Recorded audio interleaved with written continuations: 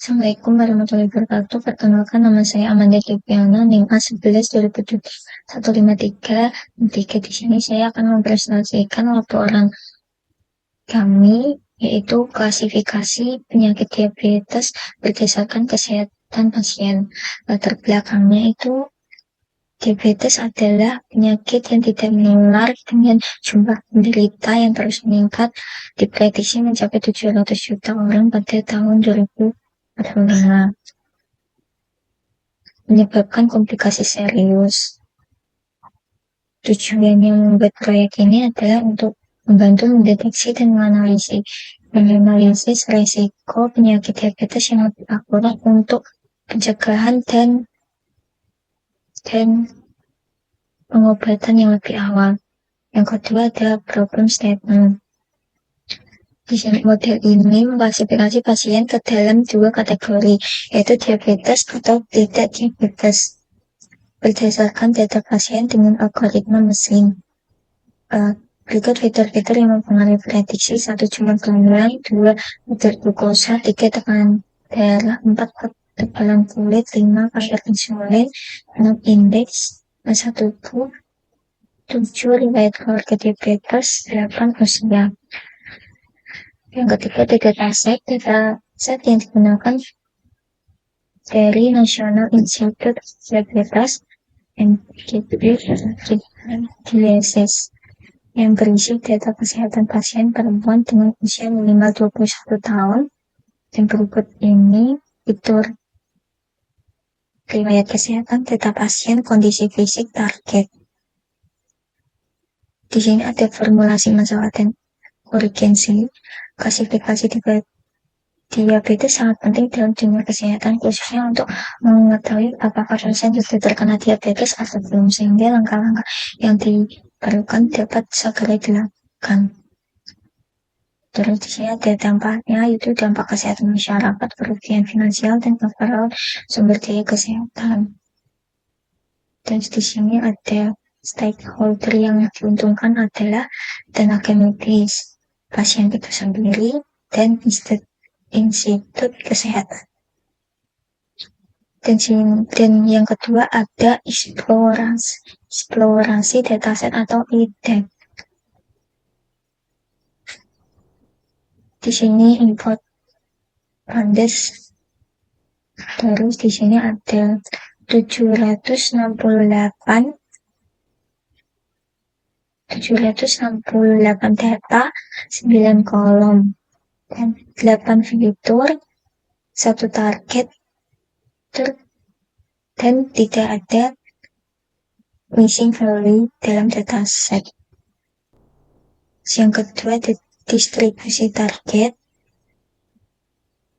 Di sini 65% tidak diabetes dan 35% diabetes.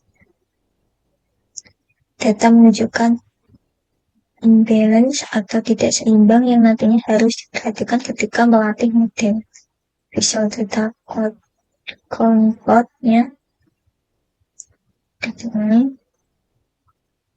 data ini menjelaskan bahwa data ini tidak seimbang. Terus di sini ada fitur penting, yaitu glukosa, korelasi antara glukosa dan target NOM dengan nilai 0,46 menunjukkan korelasi moderat antara kadar glukosa dan status diabetes. Semakin tinggi kadar glukosa, semakin besar kemungkinan pasien terdiagnosa diabetes. Terus di sini ada histogram. Jadi ini menjelaskan bahwa usia paling banyak yaitu 20-30. Export menghilangkan. Di sini ada outlier awal, dan ini setelah dihilangkan outlier-nya. Dari missing value, imbalance classes, di mana jumlah pasien tidak diabetes jumlahnya lebih banyak 65%, sementara yang diabetes 35%. Fitur-fitur pentingnya ada glukosa, faktor usia, distribusi usia, negatif.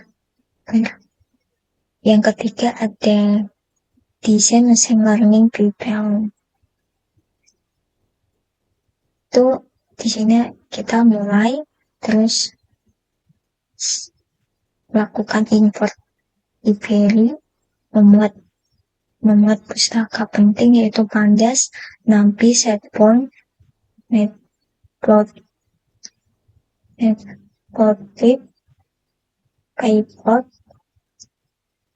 Setelah import dari library, kita melakukan edit, melihat data, melihat database, terus kita mengecek symphony-nya, terus ada visualisasi blogspot, headmap, histogram.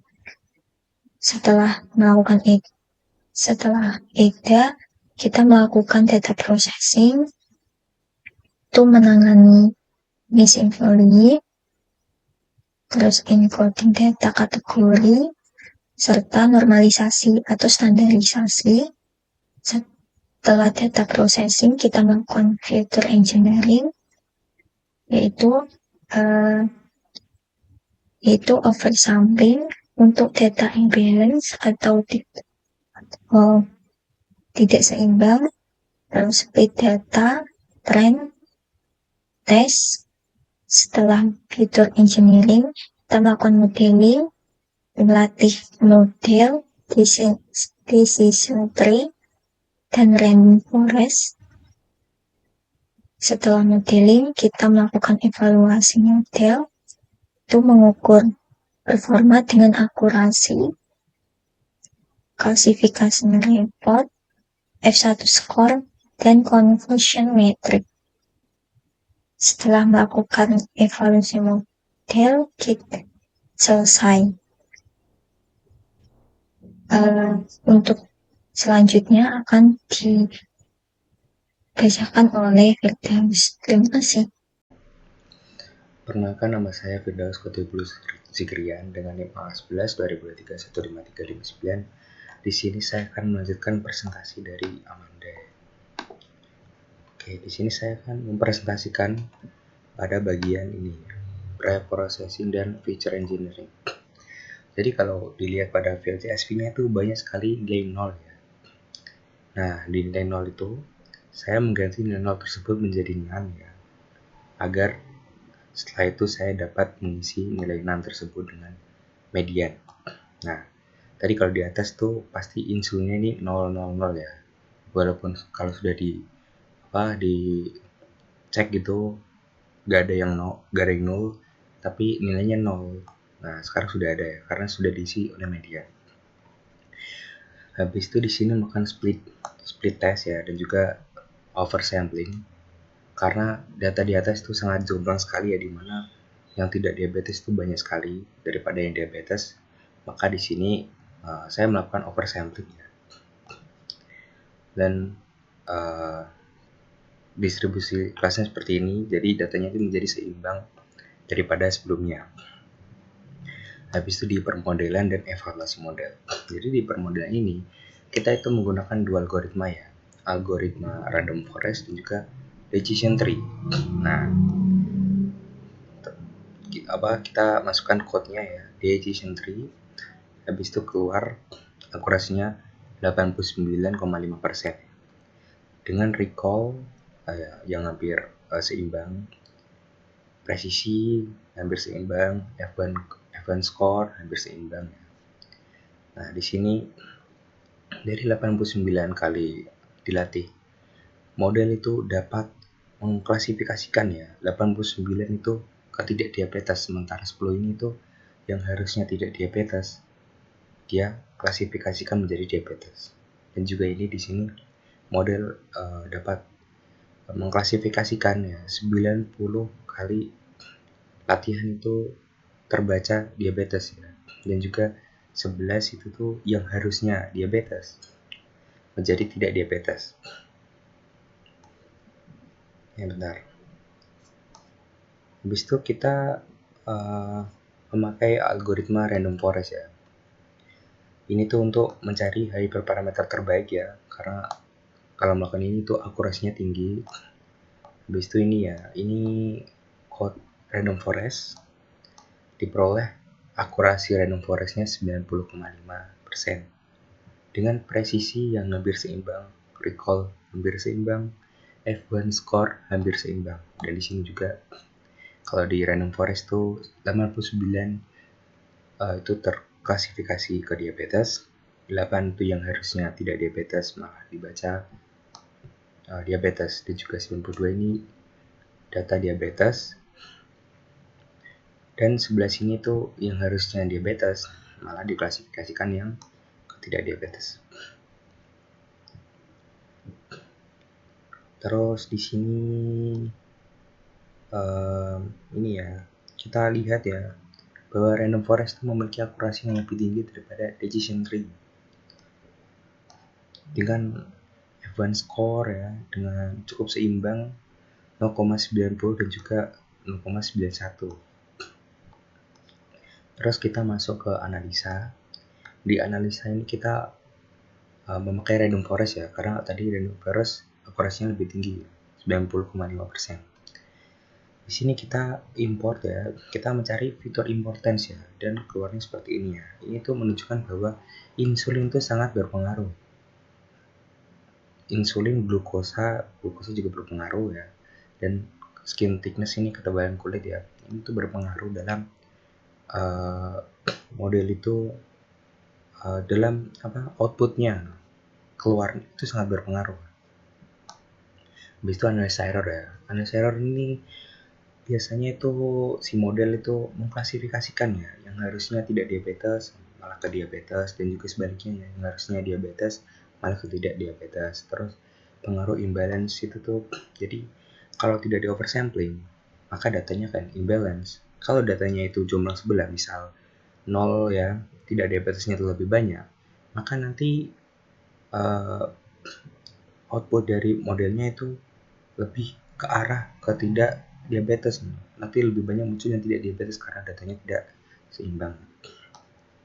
Terus overfitting check ya, di sini kalau tren akurasinya itu 100% dan juga tren akurasinya itu 0,85. Di sini menunjukkan bahwa akurasinya ini sudah tergolong baik ya menurut saya, karena tidak terlalu jomplang jauh.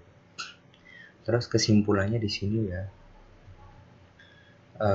dengan machine learning ini itu ya yang dapat mengklasifikasikan diabetes atau tidak ya, random forest ini memiliki akurasi yang tinggi ya, di sekitar 90,5% tadi ya, dan juga memiliki dan juga dapat mengidentifikasi sekitar 92% ini dapat dari recall untuk diabetes.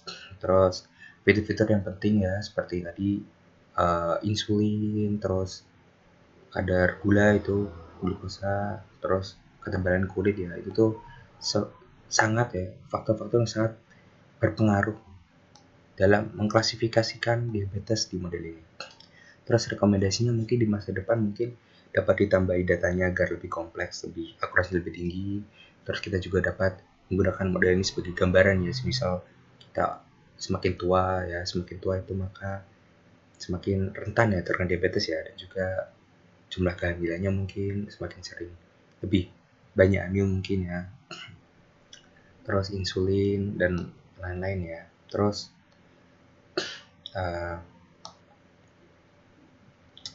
mungkin sekian ya presentasi dari kelompok kami ya. Kurang lebihnya saya mohon maaf. Wassalamualaikum warahmatullahi wabarakatuh.